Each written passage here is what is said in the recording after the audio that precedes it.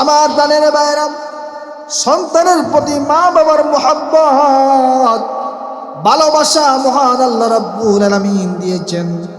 সন্তান যখন অপরাধ করে ফেলে, মা বাবা যদিও মনে মনে চায় সন্তানটা না বুঝে আমার সাথে বেয়াদবি করে ফেলেছে, বুঝে নাই আমার সাথে বেয়াদবি করেছে, যদি আমার কাছে আসতো আইসা আমার কাছে ক্ষমা চাইতো, আমি তাকে ক্ষমা করে দিতাম। কিন্তু মা বাবা কখনো মুখ খুলে বলবেন না, সন্তান রে আসো আমার কাছে মাফ চাও, আমি তোমাকে ক্ষমা করে দিব। সন্তানকে উদ্দেশ্য করে মা বাবা কখনো এই কথা বলেন না। কিন্তু মহান আল্লাহ রাব্বুল আলামিন, আমার রব কেমন দয়াশীল, আমার রব কেমন বান্দার প্রতি দয়াবান, কেমন দয়াশীল, কেমন দয়ালু।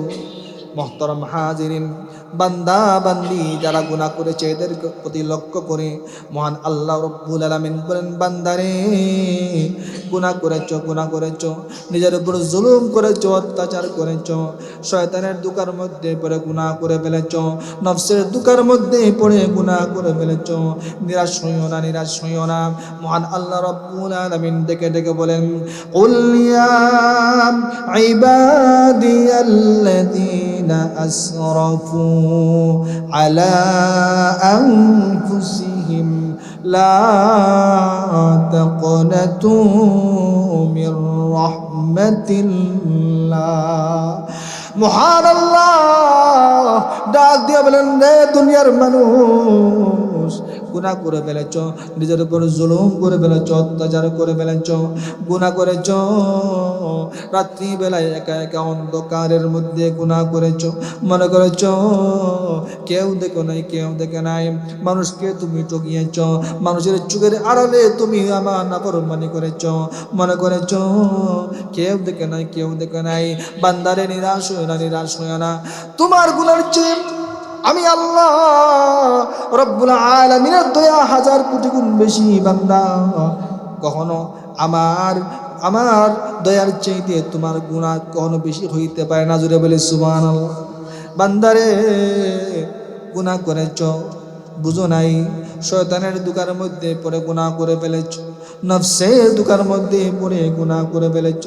বান্দারে, চিন্তা করিও না, টেনশন করিও না, আমি রবের রহমত থেকে নিরাশ হইও না। আমি রবের রহমত, আমি রবের করুণা, আমি রবের দয়া তোমার গুনার চাইতে লক্ষ কোটি গুণ বেশি বড়। জুড়ে বলি সুবহানাল্লাহ। তাহলে বলতে পারেন,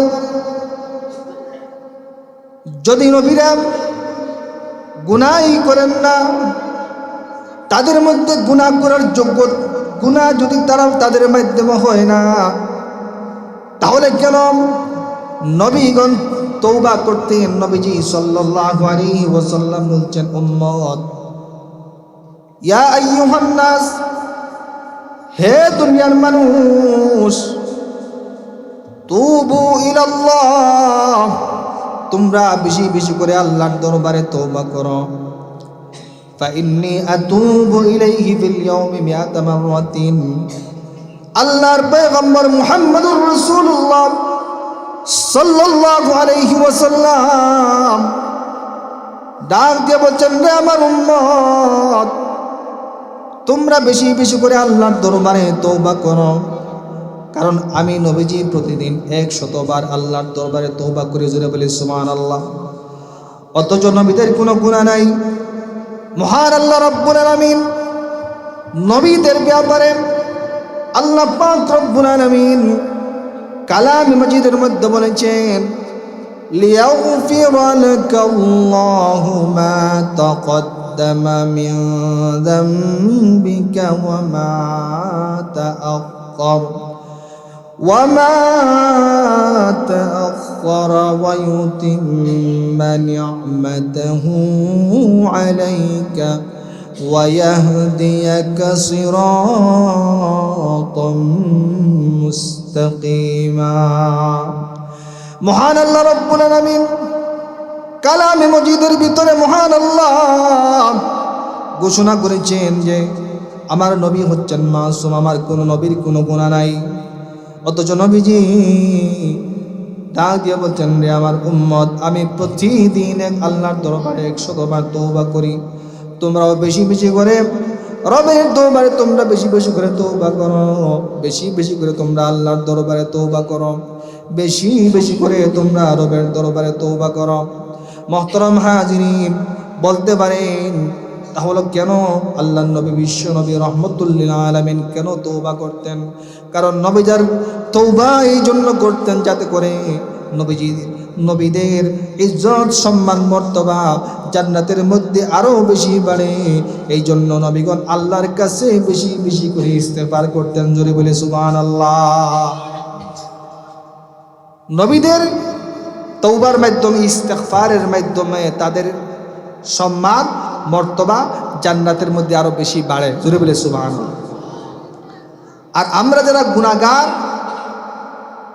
নবী ছাড়া যত মানুষ আছেন, এই মানুষের প্রকার হচ্ছে দুইটি, হয়তো তার গুনাহ আছে অথবা গুনাহ নাই। যদি গুনাহ থাকে তাহলে ইস্তেগফারের মাধ্যমে তার গুনাহসমূহ মাফ হয়ে যাবে। সুবহানাল্লাহ। আর যদি ওই ব্যক্তিরা জান্নাতি হয় তাহলে ইস্তেগফার করার মাধ্যমে কি হবে? ইস্তেগফার করার মাধ্যমে জান্নাতের মধ্যে তার মর্তবা বাড়বে। সুবহানাল্লাহ বলি, আর জোরে বলি না সুবহানাল্লাহ। তাহলে ইস্তেগফারের মাধ্যমে মুমিন ব্যক্তির লাভ অবশ্যই আছে। যারা মুমিন, যারা ইমানদার, যাদেরকে আল্লাহ পাক রব্বুল আলামিন ইমানদার বানিয়েছেন, যাদের দিলের মধ্যে ঈমান আছে, যারা মুমিন, যাদের দিলের মধ্যে ঈমান আছে, ইমানদার ব্যক্তি যদি আল্লাহর দরবারে ইস্তেগফার করেন, ইস্তেগফার করার মাধ্যমে মহান আল্লাহ রব্বুল আলামিন ওই বান্দার ইজ্জত সম্মান মর্যাদা আরো বাড়ায় দেন। আর যদি গুনাহ থাকে তাহলে মহান আল্লাহ রব্বুল আলামিন ইস্তেগফারের মাধ্যমে বান্দার জিন্দেগির সমস্ত গুনাহসমূহকে মাফ করে দেন। জোরে বলে সুবহানাল্লাহ। মুহতারাম হাজিরিন, আপনারা প্রশ্ন করতে পারেন, হুজুর আমরা কেন গুনাহ করি? কেন আমাদের মাধ্যমে গুনাহ হয়? কেন আমরা গুনাহ করি? কেন আমাদের মধ্যে গুনাহের আকর্ষণ আছে? কেন আমরা গুনাহ করি? আমরা কেন গুনাহ করি? কেন আমাদের মাধ্যমে গুনাহ হওয়ার সম্ভাবনা আছে? মুহতারাম হাজিরিন, আল্লাহ রাব্বুল আলামিন আমাদেরকে দুনিয়ার মধ্যে পাঠিয়েছেন পরীক্ষা করার জন্য। কি জন্য পাঠিয়েছেন? সবাই বলি, উচ্চ আওয়াজে বলি, কি জন্য পাঠিয়েছেন? মহান আল্লাহ আপনাকে আমাকে এই পৃথিবীর জমিনে পাঠিয়েছেন, পরীক্ষা করার জন্য পাঠিয়েছেন। মহান আল্লাহ রাব্বুল আলামিন কোরআনুল কারীমের মধ্যে বলেছেন, আল্লাযী খালাকাল মাউতা ওয়াল হায়াতা লিয়াবলুয়াকুম আইয়ুকুম আহসানু আমালা। মহান আল্লাহ রাব্বুল আলামিন বলেন, দুনিয়ার মানুষ, আমি আল্লাহ তোমাদেরকে পৃথিবীর জমিনে পাঠিয়েছি পরীক্ষা করার জন্য। কি পরীক্ষা? কি পরীক্ষা? আল্লাহ পাক রব্বুল আলামিন বলেন, পরীক্ষা হচ্ছে বান্দারে কে বেশি নেক আমল নিয়া আমি রবের দরবারে আসতে পারো, এইটা পরীক্ষা করার জন্য আমি আল্লাহ রব্বুল আলামিন তোমাদেরকে পৃথিবীর জমিনে পাঠিয়েছি। জোরে বলি সুবহানাল্লাহ। আমার মুহতারাম হাজিরিন, আমার ভাইরাম, আল্লাহ রব্বুল আলামিন কেন আপনাকে আমাকে দুনিয়ার জমিনে পাঠিয়েছেন? পরীক্ষা করার জন্য পাঠিয়েছেন। পরীক্ষা করবেন এই দুনিয়াতে আপনাকে আমাকে পাঠিয়েছেন। মুহতারাম হাজিরিন, আল্লাহ রব্বুল আলামিন যেহেতু এই পৃথিবীর মধ্যে আপনাকে আমাকে পাঠিয়েছেন পরীক্ষা করার জন্য, আর এই পরীক্ষাকে কঠিন করার জন্যে মহান আল্লাহ রব্বুল আলামিন আবার দিয়েছেন শয়তানকে। কাকে দিয়েছেন? দুইটা জিনিস দিয়েছেন।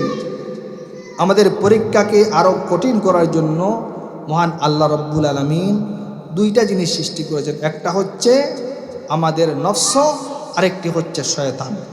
এই দুইটা জিনিসকে আল্লাহ সৃষ্টি করেছেন, যারা আপনাকে আমাকে গুনাহের কাজের দিকে উস্কানি দেয়। তাহলে বলতে পারেন আল্লাহ পাক রব্বুল আলামিন এগুলো কেন সৃষ্টি করলেন? আল্লাহ রব্বুল আলামিন কেন এগুলোকে সৃষ্টি করলেন? যদি আল্লাহ পাক রব্বুল আলামিন শয়তানকে সৃষ্টি না করতেন এবং আপনার আমার নফসের মধ্যে দিলের মধ্যে যদি গুনাহের প্রতি আকৃষ্টতা না দিয়ে দিতেন, তাহলে তো আমরা সহজে আমল করে জান্নাতের মধ্যে ঢুকতে পারতাম। কেন মহান আল্লাহ রাব্বুল আলামিন এই সব সৃষ্টি করেছেন? বাইরা আমার আগেই বলেছি, মহান আল্লাহ আপনাকে আমাকে এই পৃথিবীর মধ্যে পাঠিয়েছেন পরীক্ষা করার জন্য। মুহতারাম হাজিরিন, আল্লাহ পাক রব্বুল আলামিন যদি শুধুমাত্র নেক আমলি উদ্দেশ্য হতো, তাহলে তো আপনাকে আমাকে সৃষ্টি করার প্রয়োজন ছিল না। কারণ মহান আল্লাহ রব্বুল আলামিন ফেরেশতাদেরকে সৃষ্টি করে রেখেছেন। ফেরেশতারা সব সময় মহান আল্লাহর ইবাদতের মধ্যে লেগে আছে না নাই? সব সময় তারা আবার আল্লাহর গোলামের মধ্যে লিপ্ত আছে। ফেরেশতারা এক মুহূর্তের জন্য ফেরেশতারা আল্লাহর ইবাদত থেকে তারা মুক্ত হয় না। সব সময় তারা আল্লাহর গোলামের মধ্যে লিপ্ত আছে, আল্লাহর ইবাদতের মধ্যে লিপ্ত আছে। আল্লাহ পাক রব্বুল আলামিন ফেরেশতাদের ব্যাপারে কোরআন কারীমের মধ্যে বলেছেন, লা ইয়াসুনাল্লাহা মা আমারাহুম ওয়া ইয়াফআলুনা মা ইউমারুন। মহান আল্লাহ ফেরেশতাদের ব্যাপারে ডাক দিয়ে বলছেন, দুনিয়ার মানুষ জানোনি ফেরেশতারা কেমন জানোনি? আমি আল্লাহ ফেরেশতাদেরকে এমনভাবে সৃষ্টি করেছি, ফেরেশতাদেরকে আমি আল্লাহ যা হুকুম করি তারা সব এক মুহূর্তের জন্য আমি রবের হুকুমকে তারা অমান্য করে না। জুড়ে বলে সুবহানাল্লাহ। এরকম অসংখ্য গণিত ফেরেশতাদেরকে মহান আল্লাহ রাব্বুল আলামিন সৃষ্টি করে রেখেছেন। এরা সব সময় আল্লাহর গোলামের মধ্যে লিপ্ত আছে, আল্লাহর ইবাদতের মধ্যে লিপ্ত আছে, আল্লাহর গোলামের মধ্যে সব সময় লিপ্ত আছে মহান আল্লাহ। তাহলে তাই যদি উদ্দেশ্য হতো যে শুধুমাত্র নেক আমল করবে, তাহলে আমাদেরকে এই পৃথিবীর জমিনে সৃষ্টি করার কোনো প্রয়োজন ছিল না। শুধুমাত্র ইবাদত করার জন্য ফেরেশতারাই যথেষ্ট ছিল। তাহলে মহান আল্লাহ রাব্বুল আলামিন আপনাকে আমাকে কেন সৃষ্টি করেছেন? বলে ভিন্ন একটা উদ্দেশ্য নিয়ে মহান আল্লাহ আপনাকে আমাকে সৃষ্টি করেছেন। বলে সেই উদ্দেশ্যটা কি? আল্লাহ রাব্বুল আলামিন সেই উদ্দেশ্যটা নিয়ে, কোন উদ্দেশ্য নিয়ে আপনাকে আমাকে সৃষ্টি করেছেন? মহান আল্লাহ আপনাকে আমাকে এই জন্য সৃষ্টি করেছেন যে আপনার মধ্যে আমার মধ্যে মহান আল্লাহ গুনাহ করার যোগ্যতা দিয়েছেন, গুনাহ করার যোগ্যতা দিয়েছেন, শয়তানকে দিয়েছেন গুনাহের প্রতি উস্কানি দেওয়ার জন্য। আবার নফসের মধ্যে গুনাহের প্রতি আকর্ষণ দিয়েছেন মহান আল্লাহ রাব্বুল আলামিন। ওই সমস্ত পরিস্থিতির মধ্যেও আল্লাহ পাকের নেক বান্দারা যারা আল্লাহ পাকের নেক বান্দা, যাদের দিলের মধ্যে আল্লাহর প্রতি ঈমান আছে, রাসূলের প্রতি যাদের বিশ্বাস আছে, যাদের দিলের মধ্যে ঈমান নামক নূর আছে, ওই সমস্ত মানুষগুলো ওই সমস্ত পরিস্থিতির মধ্যে তা কেউ মহান আল্লাহকে বলবে না, মহান রবকে বলবে না। ওই সমস্ত পরিস্থিতির মধ্যেও তাকিয়া ওই সমস্ত মানুষগুলো শয়তানের বিরুদ্ধে লড়াই করে, নফসের বিরুদ্ধে লড়াই করে, ওই সমস্ত মানুষগুলো নেক আমল করে ওই সমস্ত মানুষগুলো জান্নাতের মেহমান হয়ে যাবে। জুড়ে বলি সুবহানাল্লাহ। যখন দিলের মধ্যে গুনাহের প্রতি আকর্ষণ আছে, শয়তান গুনাহের প্রতি উস্কানি দেয়, ওই সমস্ত পরিস্থিতির মধ্যে থেকেও আল্লাহর বান্দা একমাত্র কেবলমাত্র আল্লাহকে ভয় করে, আল্লাহর প্রতি বিশ্বাস এনে ওই ব্যক্তি গুনাহ থেকে বেঁচে থাকবে। তখন ইবাদতের মূল মাকসাদ, ইবাদতের মূল উদ্দেশ্য ফুটে উঠবে। জুড়ে বলে সুবহান। যেমন একজন ব্যক্তি অনেক প্রভাবশালী, তার অনেক প্রভাব আছে, প্রতিপত্তি আছে, তার ক্ষমতা আছে, ওই ব্যক্তিকে যদি কেউ আঘাত করে, এখন আঘাত করার কারণে ওই ব্যক্তিটা পাল্টা আঘাত না করে যদি অপর ব্যক্তিকে ক্ষমা করে দেয়, তার সামর্থ্য আছে, একজন তাকে আঘাত করেছে, একটা ঘুষি দিয়েছে, সে চাইলে আরো 10টা ঘুষি দিতে পারে, কিন্তু তার এই সক্ষমতা থাকার পরেও সে পাল্টা আঘাত করে নাই, পাল্টা তাকে ঘুষি দেয় নাই, বলল যে ভাই যা, তুমি ভুল করেছো, আমাকে মেরেছো, আমার উপর আঘাত করেছো, যাও আমি তোমাকে ক্ষমা করে দিলাম। বলুন তো দেখি ওই ব্যক্তি বাবা পাবে কি পাবে না? পাবে। আর আরেকজন ব্যক্তি যে দুর্বল, তার কোনো সক্ষমতা নাই, একজন ব্যক্তি তাকে আঘাত করেছে, সে যদি তাকে ক্ষমা করে দেয়, এই ক্ষমা করা আর প্রভাবশালী ব্যক্তির ক্ষমা করা উভয় কি সমান? সমান। ঠিক তেমনি ভাবে আল্লাহ পাক রব্বুল আলামিন আপনার মধ্যে আমার মধ্যে গুনাহের প্রতি আকৃষ্টতা দিয়েছেন, নফসের মধ্যে গুনাহ করার যোগ্যতা দিয়েছেন। আবার শয়তানকে সৃষ্টি করেছেন, শয়তান মানুষকে গুনাহের পথে উস্কানি দেয়। ওই সমস্ত বিরূপ পরিস্থিতির মধ্যেও থেকে আল্লাহর বান্দা, যেই ব্যক্তির দিলের মধ্যে ঈমান আছে, ওই ব্যক্তিটা ওই সমস্ত বৈরী পরিবেশে থেকেও, যেই ব্যক্তি নিজের নফসের বিরুদ্ধে জিহাদ করে, শয়তানের বিরুদ্ধে জিহাদ করে, মহান আল্লাহকে খুশি করার জন্য যখন গুনাহ থেকে বেঁচে থাকবে, নেক আমল করবে, ওই ব্যক্তির ইজ্জত, ওই ব্যক্তির সম্মান মহান আল্লাহর কাছে ফেরেশতাদের চাইতেও আরো বেশি বেড়ে যাবে। জোরে বলে সুবহানাল্লাহ। ওই ব্যক্তির ইজ্জত সম্মান আল্লাহর কাছে আরো বেশি বেড়ে যাবে। এই জন্য মুহতারাম হাজিরিন, প্যারে হাজিরিন, আসুন আল্লাহ পাক রব্বুল আলামিনের কোন বান্দা যদি গুনাহ করে ফেলে, তাহলে আল্লাহ পাক রব্বুল আলামিন বিধান দিয়েছেন, তুমি তওবা করো, ইস্তেগফার করো, আমি আল্লাহ তোমার জিন্দেগির সব গুনাহ মাফ করে দেব। জোরে বলে সুবহানাল্লাহ। আমার প্রাণের ভাইরা,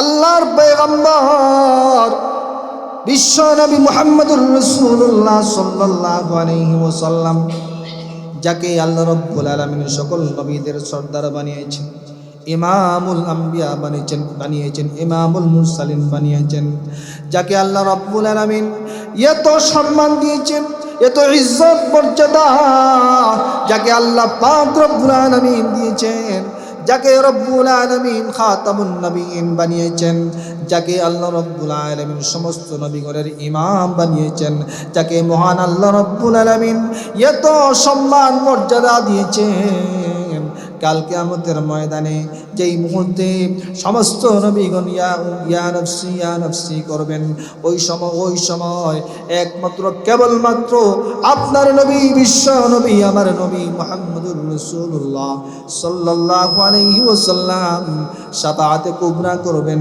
সবচেয়ে বড় শাফাআত করবেন। ওই শাফাআত মহান আল্লাহ রাব্বুল আলামিন কবুল করবেন। যেই নবীকে মহান আল্লাহ এত সম্মান মর্যাদা দিয়েছেন, এত ইজ্জত দিয়েছেন, ওই নবীও বলছেন, ও আমার উম্মত, আমি প্রতিদিন 100 বার আল্লাহর কাছে তওবা করি, তোমরাও বেশি বেশি করে আল্লাহর কাছে তওবা করো। জোরে বলে সুবহানাল্লাহ। ওই নবী বলছেন কি, তোমরা বেশি বেশি করে আল্লাহর দরবারে কি করো? তওবা করো, কারণ আমি নবী প্রতিদিন 100 বার আল্লাহর দরবারে তওবা করি। জোরে বলে সুবহানাল্লাহ। আর জোরে বলি সুবহানাল্লাহ। প্যারে হাজিরিন, মুহতারাম হাজিরিন, ইস্তেগফারের মাধ্যমে, তওবার মাধ্যমে অনেক লাভ হয়, অনেক ফায়দা হয়। মুহতারাম হাজিরিন, আল্লাহর কোন বান্দা যখন গুনাহ করে ফেলে আর এরপর যখন তওবা করে, ইস্তেগফার করে, তখন আল্লাহ পাক রব্বুল আলামিন অত্যন্ত খুশি হন। জোরে বলি সুবহানাল্লাহ। খুবই খুশি হন, এত খুশি হন যা কল্পনা করা যাবে না। এত বেশি খুশি হন যখন আল্লাহর কোন বান্দা গুনাহ করার পরে কি করে? তওবা করে, ইস্তেগফার। মুহতারাম হাজিরিন, আল্লাহর কোন বান্দা যখন গুনাহ করে আর গুনাহ করার পর যখন ইস্তেগফার করে, তওবা করে, আল্লাহ পাক রব্বুল আলামিন কেমন খুশি হন। হাদিস শরীফের মধ্যে আল্লাহর পয়গম্বর মুহাম্মদুর রাসূলুল্লাহ সাল্লাল্লাহু আলাইহি ওয়াসাল্লাম একটি ঘটনা বর্ণনা করেছেন। ঘটনার মাধ্যমে আপনাকে আমাকে আল্লাহর পয়গম্বর বিশ্বনবী মুহাম্মদুর রাসূলুল্লাহ সাল্লাল্লাহু আলাইহি ওয়াসাল্লাম বুঝিয়েছেন, রে আমার উম্মত, আমার কোন উম্মত যখন গুনাহ করে আর গুনাহ করার পরে যখন সে তওবা করে তখন আল্লাহ পাক কেমন খুশি হন, কেমন খুশি হন। আল্লাহর পয়গম্বর মুহাম্মদুর রাসূলুল্লাহ সাল্লাল্লাহু আলাইহি ওয়াসাল্লাম বলেন, এক ব্যক্তি মরুভূমির মধ্য দিয়া সফর করতেছে, লম্বা সফর মরুভূমির মধ্য দিয়া করতেছে। তার সাথেই যতদিন সফরের মধ্যে থাকবে অতদিনের সামানার তার সাথেই রয়েছে, তার বাহনের মধ্যে রয়েছে। আল্লাহর পয়গম্বর মুহাম্মদুর রাসূলুল্লাহ সাল্লাল্লাহু আলাইহি ওয়াসাল্লাম ঘোষণা করেছেন, উম্মত, ওই ব্যক্তিটা মরুভূমির প্রান্ত দিয়া চলতেছে, চলতে চলতে এক পর্যায়ে সে ক্লান্ত হয়ে গিয়েছে। ক্লান্ত হয়ে এবার ওই ব্যক্তিটা একটি জায়গায় বিশ্রাম নেওয়ার জন্য সিদ্ধান্ত গ্রহণ করলো। বিশ্রাম নিতেছে এবং তার বাহন থেকে নিচে নেমে বিশ্রাম নিতেছে। দীর্ঘক্ষণ সফর করার কারণে তার শরীরটা ক্লান্ত হয়ে গিয়েছে। ক্লান্ত হয়ে যাওয়ার কারণে আল্লাহর বান্দা যখন মাটির মধ্যে মাথাটা লাগিয়েছে, সাথে সাথে চোখের মধ্যে ঘুম এসে গিয়েছে। দীর্ঘক্ষণ ঘুমানোর উপরে এবার যখন ঘুম থেকে জাগলো, তাকায় দেখে যে তার উটটা, তার বাহনটা আর ওখানে নেই। বলুন তো দেখি, মরুভূমির মধ্যখানে যেখানে কোনো মানুষ নাই, যেখানে কোনো মানুষের বসবাস নাই, কোনো ধরনের মানুষের কোনো ধরনের বসবাস নাই, ঘর বাড়ি নাই, মরুভূমির মাঝখানে কোনো কুল নাই, কিনারা নাই, ওইখানে আল্লাহর বান্দা কতটুকু নৈরাশ হয়েছে যে এখন আর আমার বাসার উপায় নাই, একমাত্র রাস্তা হচ্ছে যে আমার মরণ ছাড়া আর কোনো উপায় নেই, আমার মরণ নিশ্চিত। চিন্তা করতেছে আল্লাহর বান্দা, চিন্তা করতে করতে এক পর্যায়ে ক্লান্ত হয়ে গিয়েছে। আরে আমার মৃত্যু নিশ্চিত, দুনিয়া থেকে বিদায় নিয়ে চলে যাবো, আর আমার বাঁচার কোনো উপায় নেই। মুহতারাম হাজিরিন, ওই ব্যক্তি চিন্তা করতেছে, চিন্তা করতে করতে এক পর্যায়ে ক্লান্তির কারণে আবার চোখের মধ্যে ঘুম এসে গিয়েছে। দীর্ঘক্ষণ ঘুমানোর পরে আল্লাহর বান্দা এবার যখন ঘুম থেকে উঠল, তাকায় দেখে আল্লাহ রাব্বুল আলামিন তার বান্দার জন্য তার বাহনটাকে আবার ফিরিয়ে দিয়েছেন, তার খাবারের ব্যবস্থা হয়ে গিয়েছে, আবার তার সব প্রয়োজন আল্লাহ মিটিয়ে দিয়েছেন। তাকায় দেখে তার উটটা যেই জায়গায় ছিল ওই জায়গার মধ্যেই দাঁড়িয়ে আছে। জুড়ে বলি সুবহানাল্লাহ। আমার প্রাণের ভাইরা, ওই আল্লাহর বান্দা খুশি হয়েছে, খুশি হইয়া কেমন খুশি হয়েছে দেখুন, খুশি হইয়া আল্লাহর বান্দা আত্মহারা হয়ে গিয়েছে। বলতেছি, আল্লাহ আপনি হচ্ছেন আমার গোলাম আর আমি হলাম আপনার রব, আপনি আমার জন্য করবেন না তো কার জন্য করবেন? বলেছে কি খুশিতে আত্মহারা হইয়া কি বলতেছে, মুখ দিয়া তার স্মরণ নাই। বলার কথা ছিল আল্লাহ আপনি হচ্ছেন আমার রব আর আমি হলাম আপনার গোলাম, এই কথা বলার কথা ছিল। কিন্তু আল্লাহর বান্দা খুশি হইয়া জবান দিয়া কি বলতেছে তার এটা স্মরণে নাই। বলতেছে আল্লাহ আপনি হচ্ছেন আমার গোলাম আর আমি। কি জন্য খুশি হন? আল্লাহ চান না তার কোনো একটা বান্দা যেন জাহান্নামে যায়, এটা কি আল্লাহ চান? আল্লাহ চান না। এই জন্য যখন আল্লাহর বান্দা আল্লাহর দিকে ফিরে আসে তখন আল্লাহ পাক রব্বুল আলামিন খুবই খুশি হন, খুবই খুশি হন, খুবই খুশি হন। মুহতারাম হাজিরিন, আমার আল্লাহ কেমন বান্দার প্রতি, আমার আল্লাহ কেমন দয়ালু, আমাদের প্রতি আল্লাহর দয়া কেমন, তিনি আমাদের প্রতি কেমন দয়াবান, কেমন মেহেরবান। লক্ষ্য করে দেখুন, আপনি যদি আপনার পিতা এবং মাতার নাফরমানি করেন,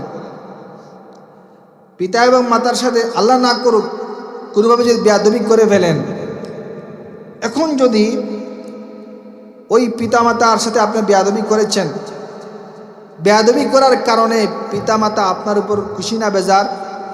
বেজার, অখুশি, অসন্তুষ্ট।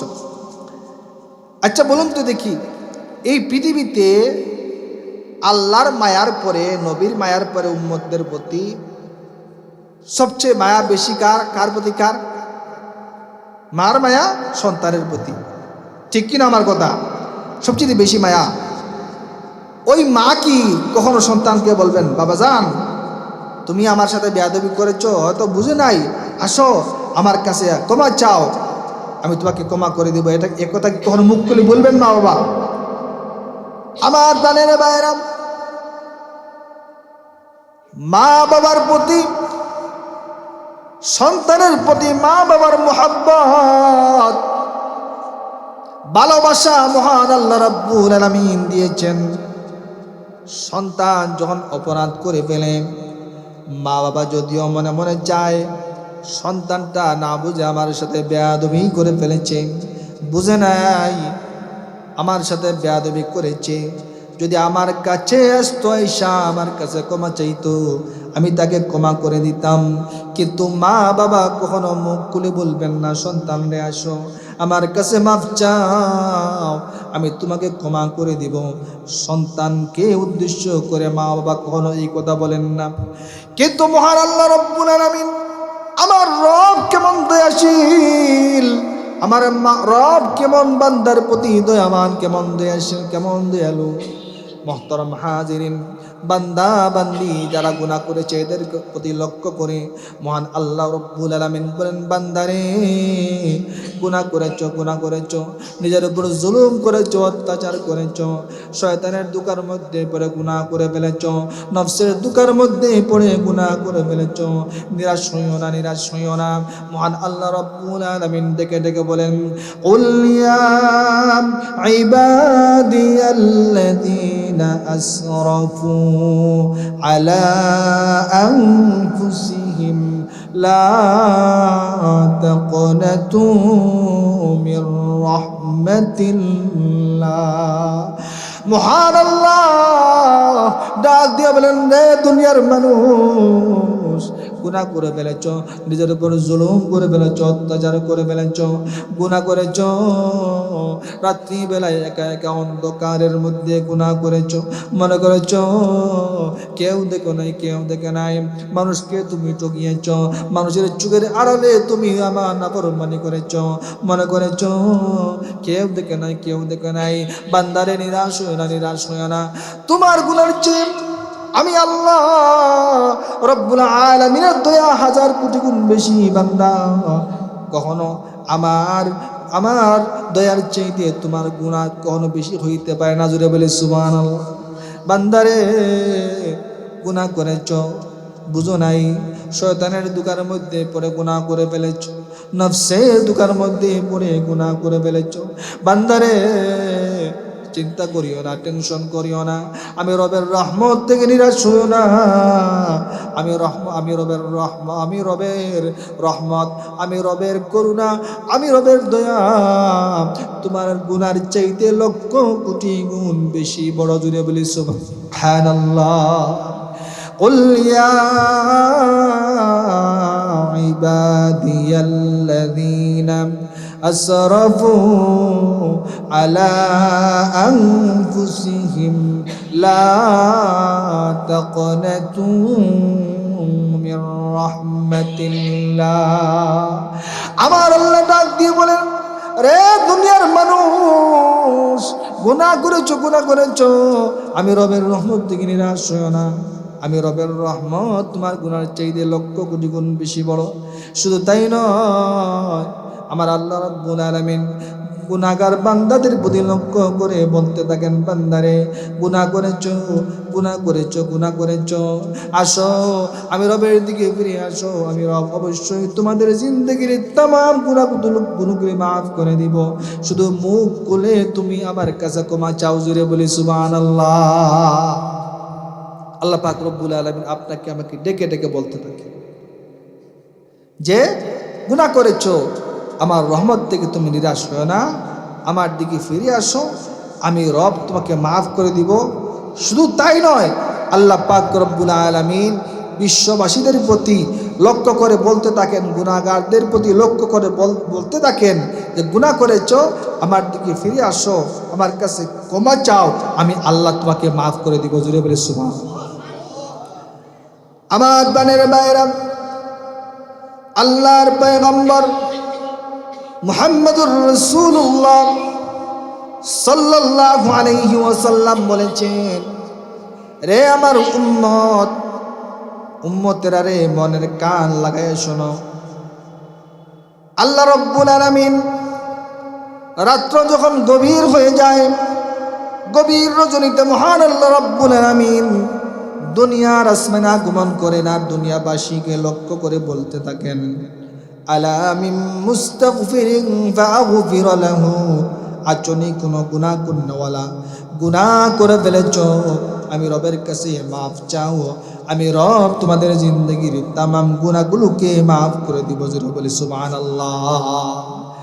আমার আল্লাহ রাব্বুল আলামিন দুনিয়াবাসীদের প্রতি লক্ষ্য করে বলতে থাকেন, ও দুনিয়ার গুনাহগার বান্দা বান্দিরা, গুনাহ করেছ, অপরাধ করে ফেলেছ, আমি রবের কাছে মাফ চাও, আমি রব অবশ্যই তোমার জিন্দগির তামাম গুনাহগুলো মাফ করে দিব। কোনো মা বাবা সন্তানকে বলে না, কিন্তু মহান আল্লাহ রাব্বুল আলামিন গুনাহগারদেরকে লক্ষ্য করে বলতে থাকেন, আমার কাছে মাফ চাও, আমি রব অবশ্যই তোমাদেরকে মাফ করে দিব। সুবহানাল্লাহ। গভীর রজনীতে দুনিয়ার সকল মানুষগুলো ঘুমের মধ্যে চলে গিয়েছে।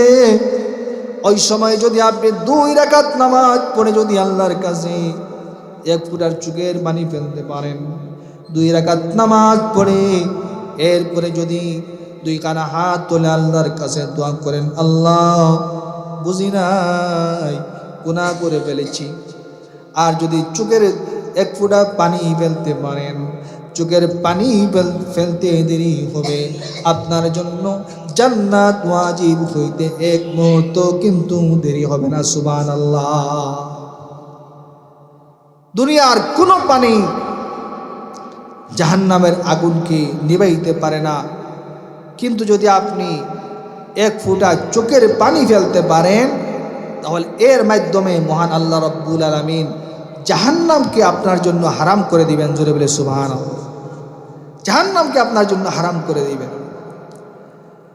মোহতারাম হাজিরিন, প্যারে হাজিরিন, তো বলছিলাম যে দুনিয়ার কেউ আপনার যত বড় আপনার সাথে মহব্বত হোক, ভালোবাসা হোক, সম্পর্ক হোক, যা কিছু হোক, আপনি যদি তার কাছে কোনো অপরাধ করেন, তাহলে আপনাকে সে ডেকে ডেকে কখনো বলবে না, আসো আমার কাছে ক্ষমা চাও, আমি তোমাকে ক্ষমা করে দিব।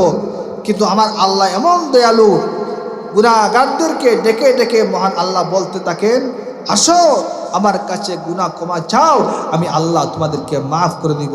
জোরে বলে সুবহান। আমার প্রাণের ভাইরা, আল্লাহর পয়গম্বর মুহাম্মদুর রাসূলুল্লাহ সাল্লাল্লাহু আলাইহি ওয়াসাল্লাম ঘোষণা করে দিয়েছেন, কুল্লু বানি আদম খাত্তাউন ওয়া খায়রুল খাত্তাইন আত-তাওয়াবুন। আল্লাহর পয়গম্বর মুহাম্মদুর রাসূলুল্লাহ সাল্লাল্লাহু আলাইহি ওয়াসাল্লাম ঘোষণা করে দিয়েছেন, উম্মতেরা রে, প্রত্যেক বনি আদম হচ্ছে গুনাহ করনেওয়ালা।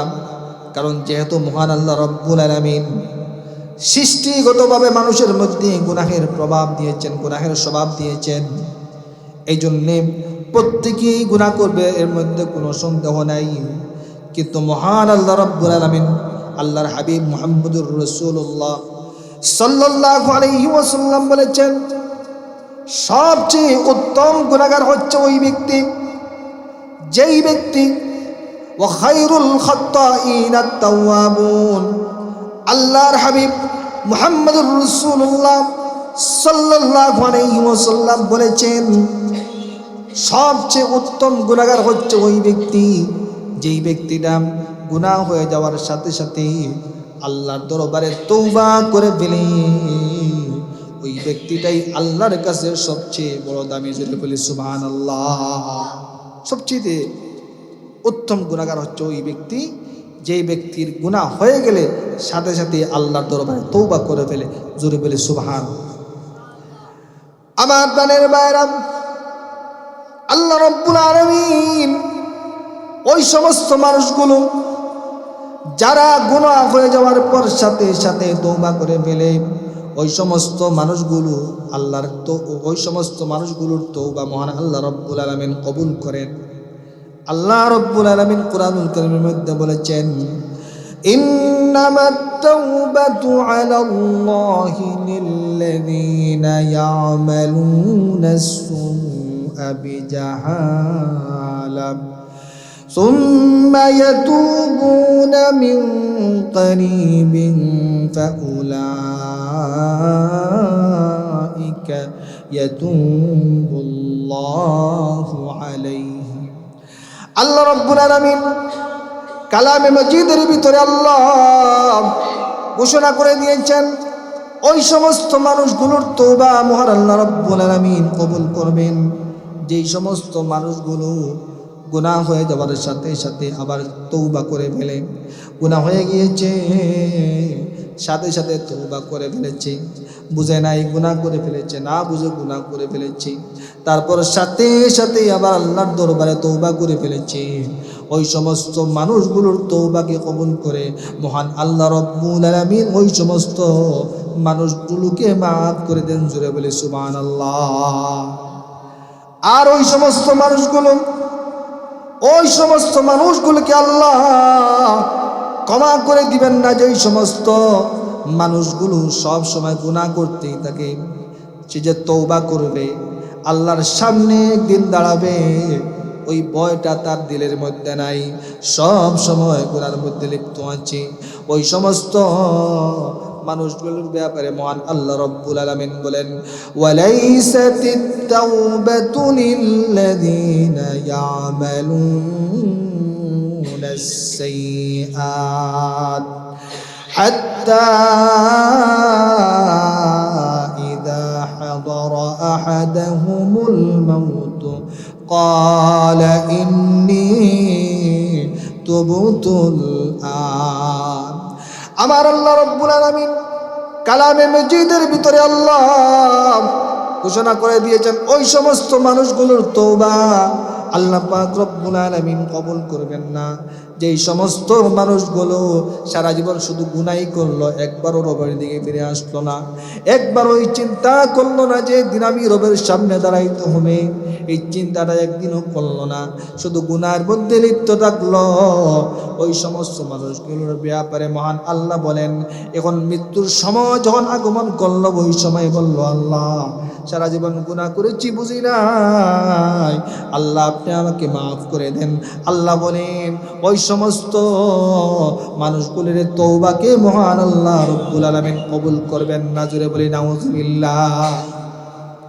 সারা জীবন গুনাহ করেছে, একবারও আল্লাহর দিকে ফিরে আসার চিন্তা করলো না, চেষ্টা করলো না, কিন্তু যখন মৌতের সময় চলে আসলো, এবার যখন দেখতে পেল যে তার সামনে জাহান্নামী ফেরেশতারা এসেছেন তার রূহ কবজ করার জন্য, এবার বলল ইন্নী তুবতুল আন, আল্লাহ তওবা করলাম।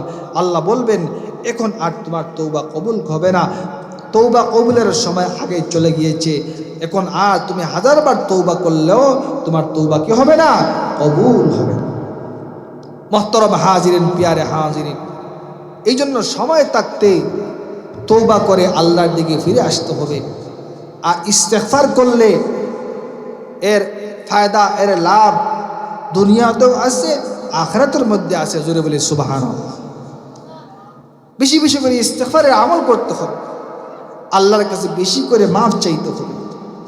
এর মাধ্যমে, ইস্তেগফারের মাধ্যমে আল্লাহ পাক রব্বুল আলামিন তার আযাবকে গজবকে উঠায় নেন। জোরে বলি সুবহানাল্লাহ। যারা ইস্তেগফার করে,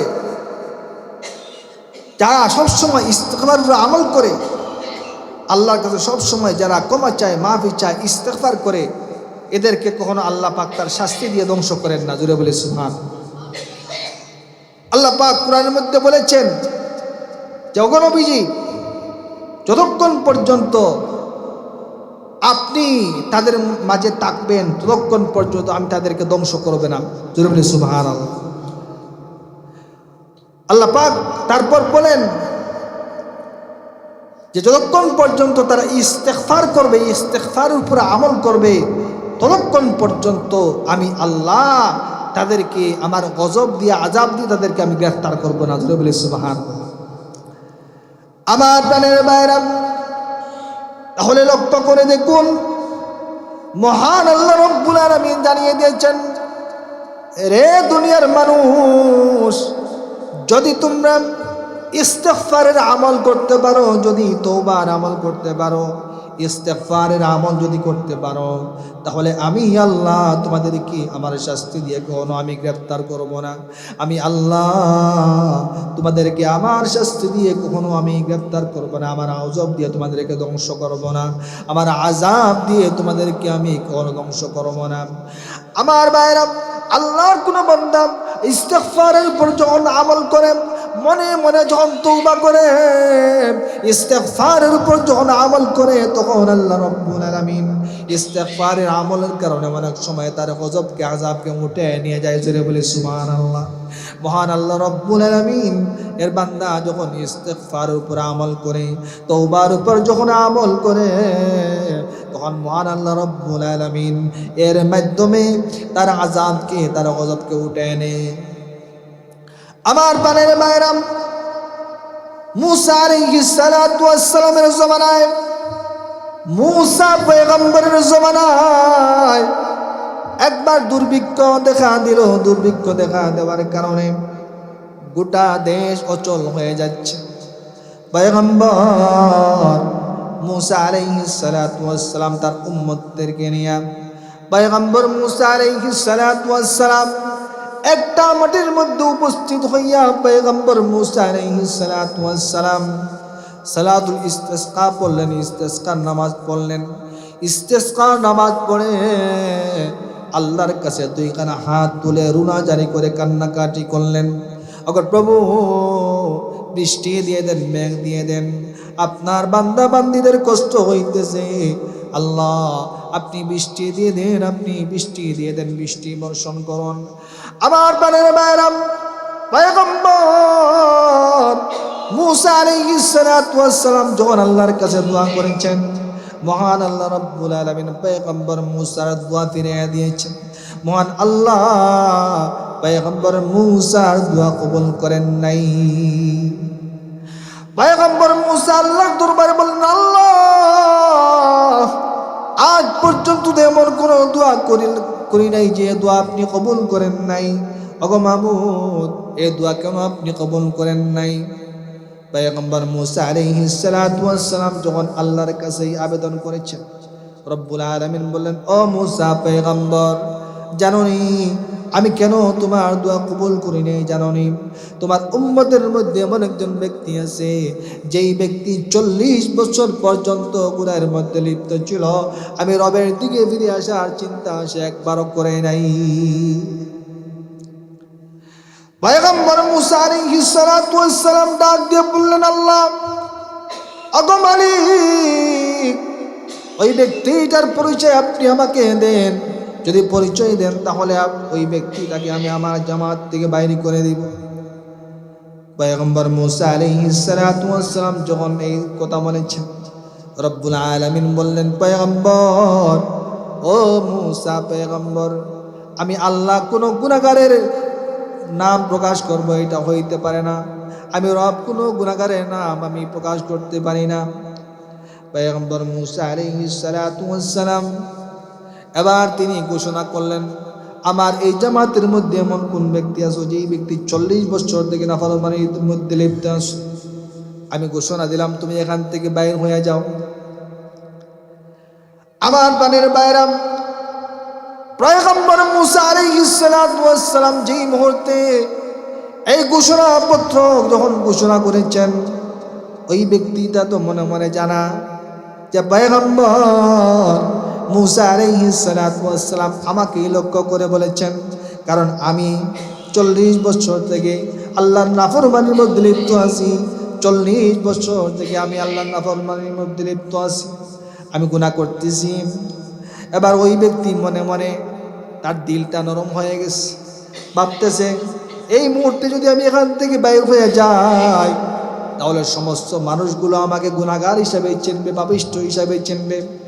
40 বছর আমার গুনাহগুলোকে মহান আল্লাহ লুকিয়ে রেখেছেন, 40 বছর থেকে আমি গুনাহের মধ্যে লিপ্ত আছি, কিন্তু আজ পর্যন্ত কেউ জানে না যে আমি অত বড় গুনাহগার। এবার যদি আমি এখান থেকে বের হয়ে যাই, তাহলে সব মানুষগুলো আমার দিকে তাকায় থাকবে, সকল মানুষগুলো আমাকে গুনাহগার হিসাবেই চিনবে, পাপিষ্ঠ হিসাবে চিনবে। ওই আল্লাহর বান্দা মনে মনে আল্লাহর দরবারে 2 হাত তুলে কান্নাকাটি শুরু করে দিয়েছে, বলতেছে, মালিক, ওগো আল্লাহ, 40 বছর থেকে আপনি আমার গুনাহগুলো লুকিয়ে রেখেছেন। এই মুহূর্তে যদি আমি এখান থেকে বের হয়ে যাই, তাহলে সব মানুষগুলো আমাকে পাপিষ্ঠ হিসাবে চিনবে। ওগো মালিক, মেহেরবানি করে আপনি আমাকে মাফ করে দেন, আপনি বৃষ্টি দিয়ে দেন, আপনি আমাকে বেইজ্জত করিয়েন না, আপনি আমাকে বেইজ্জত করিয়েন না, ওই সমস্ত মানুষদের সামনে আপনি আমাকে ধ্বংস করিয়েন না, বেইজ্জত করিয়েন না।